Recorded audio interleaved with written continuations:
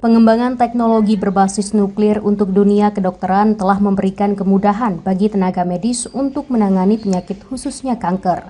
Kalimantan Timur menjadi salah satu daerah yang paling awal menerapkan metode kedokteran ini untuk intervensi berbagai jenis kanker.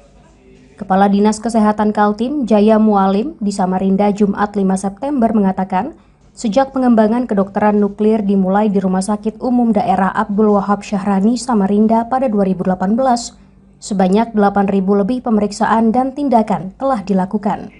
Dengan teknik pencitraan medis menggunakan zat radioaktif, diagnosa dan terapi kanker disebut dapat dilakukan dengan lebih akurat dan efektif. Kita sudah punya memproduksi siklotron ya. Siklotron itu radioisotop yang bisa digunakan sebagai radiofarmaka nuklir yang bisa mengetahui sel kanker itu sudah masuk ke organ mana ya. Kalau kita menggunakan radio diagnostik biasa kan nggak kelihatan. Maka dengan menggunakan radioisotop, radiofarmaka itu bisa mengetahui di mana kanker itu sudah menyebar.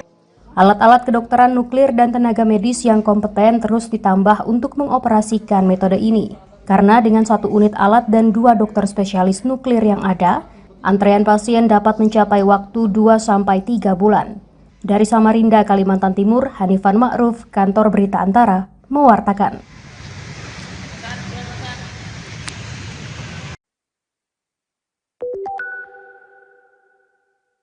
TNI menegaskan bahwa anggota Badan Intelijen Strategis BAIS yang tertangkap oleh Polri bukanlah provokator kericuhan aksi demonstrasi.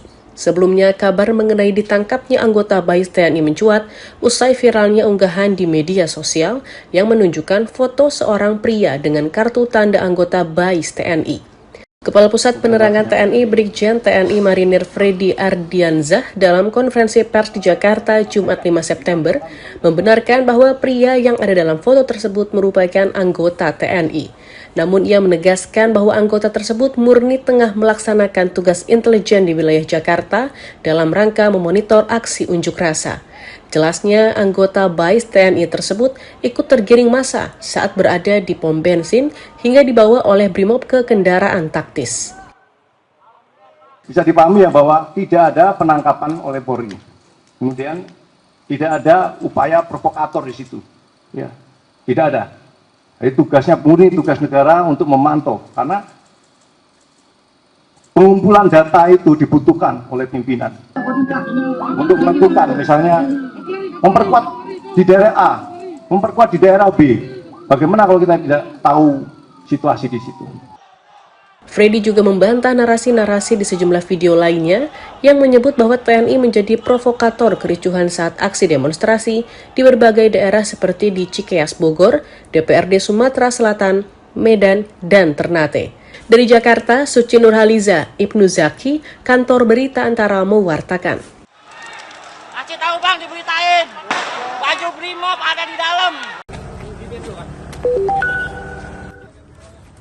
Tim SAR gabungan dari Basarnas, TNI, Polri, BPBD, dan potensi SAR lainnya berhasil melakukan evakuasi terhadap 8 jenazah korban kecelakaan helikopter BK117D3 milik Estindo Air di kawasan Kecamatan Mentewe, Kabupaten Tanah Bumbu, Kalimantan Selatan pada Kamis malam 4 September.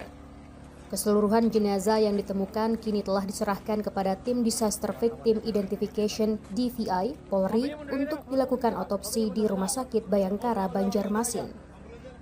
Gubernur Kalsel Muhyiddin menerangkan, dari total 8 korban, 3 diantaranya merupakan warga negara asing asal Brazil, Australia, dan India. Hal itu disampaikannya dalam konferensi pers di Banjarmasin Jumat 5 September bersama Direktur Operasi Basarnas Pangdam 6 Mula Warman serta Kapolda Kalsel. Pada kesempatan ini pula kami beritahukan itu ada 8 penumpang. 8 penumpang ini ada 5 yang masih utuh. Dalam pengertiannya antara kepala dengan badan masih ada di sana, dan ada 3 yang sudah tidak lagi utuh dalam pengertiannya sudah terbakar menjadi abu. Selain berhasil mengevakuasi korban, tim gabungan juga berhasil menemukan black box atau kotak hitam yang nantinya akan digunakan untuk menyelidiki penyebab kecelakaan. Ditemukan antara patahan ekor dengan badan, jadi masih menempel di situ, masih tertempel sehingga bisa dilepas. Tapi pukul 15.10 sore, memang sebagian dari komponennya terbakar. Tapi komponen intinya tempat data itu masih utuh, dan dari tim KNKT tadi pagi menyampaikan bahwa masih 99% akan masih bisa dibaca. Sebelumnya helikopter BK117D3 hilang kontak saat penerbangan dari Kabupaten Kota Baru, Kalimantan Selatan menuju Kota Palangkaraya, Kalimantan Tengah pada Senin 1 September. Setelah melalui pencarian panjang, tim SAR gabungan akhirnya menemukan puing helikopter tersebut pada hari ketiga pencarian pada Rabu 3 September 2025. Dari Banjarmasin, Latif Thohir, Kantor Berita Antara, mewartakan.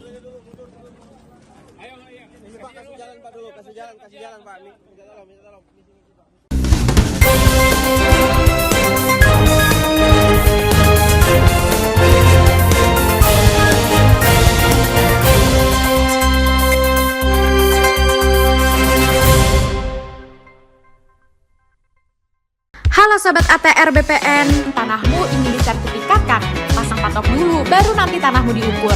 Kenapa harus pasang patok dulu? Ada keuntungan dari pasang patok. Pertama, pengamanan aset dengan kepastian batas bidang tanah. 2. Meminimalisir sengketa dengan pemilik bidang tanah yang berbatasan. 3. Memudahkan dan mempercepat petugas pertanahan untuk mengukur dan memetakan tanahmu. Pasang patok itu gampang, bisa dilakukan sendiri, karena bisa dibuat dari beton, pipa besi, pipa paralon, atau kayu. Tapi ingat, yang pertama, pemasangan patok itu harus kesepakatan antara pemilik tanah dengan tetangga yang berbatasan. 2. Ukuran patok tanah yang dibuat sekurang-kurangnya sepanjang 50 cm. Nah, kalau patok sudah terpasang, tanahmu bisa langsung diukur petugas Kementerian ATR BPN untuk ikut program pendaftaran tanah sistematis lengkap atau PTSL. Tanahmu jadi bisa lebih cepat bersertifikat. Ayo pasang patok tanahmu, pasang patok, anti cekcok, anti caplok.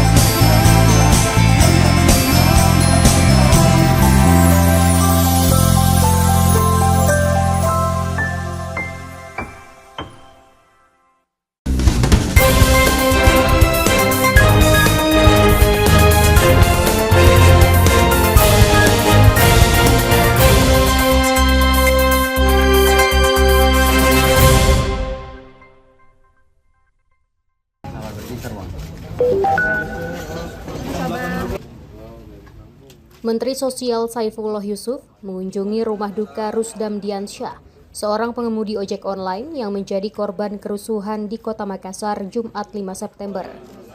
Dalam takziah ini, Gus Ipul menyampaikan bela sungkawa kepada keluarga korban.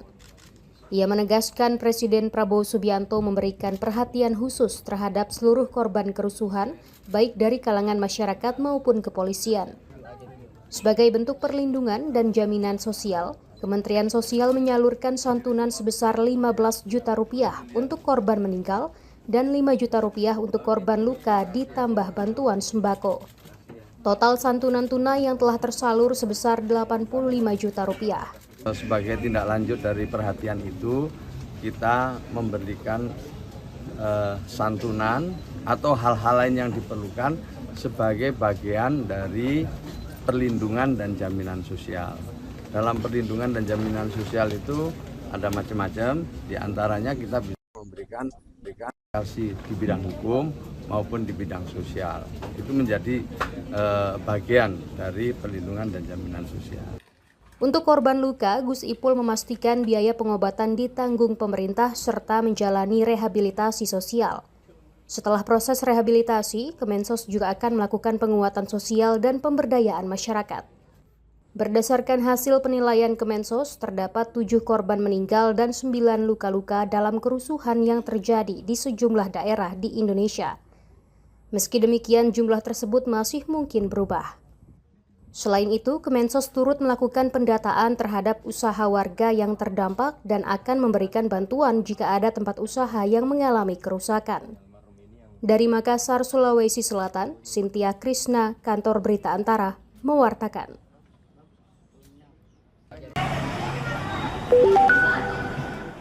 KAI Daob 9 Jember mencatat jumlah penumpang yang akan melakukan keberangkatan di wilayahnya selama libur panjang Maulid Nabi Muhammad SAW dan akhir pekan 5 hingga 7 September mencapai 45.000 orang. Jumlah tersebut menunjukkan peningkatan sebesar 10% dibandingkan periode yang sama pada pekan sebelumnya yang berkisar 40.500 penumpang.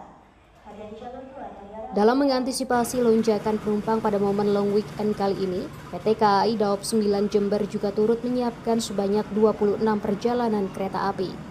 Melonjak signifikan lebih dari 10%, dan tentunya menjadi respon positif bagi masyarakat untuk menggunakan moda transportasi kereta api untuk keberangkatan dari wilayah Daob 9 Jember.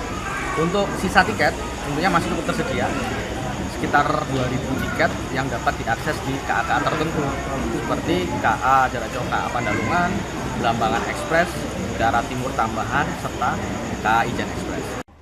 Adapun kereta api yang menjadi pilihan favorit penumpang pada periode libur kali ini merupakan kereta api subsidi pemerintah seperti kereta api Sri Tanjung relasi Banyuwangi Yogyakarta dan kereta api Probowangi relasi Banyuwangi Surabaya. Dari Jember, Jawa Timur, Hamka Agung, Kantor Berita Antara, mewartakan.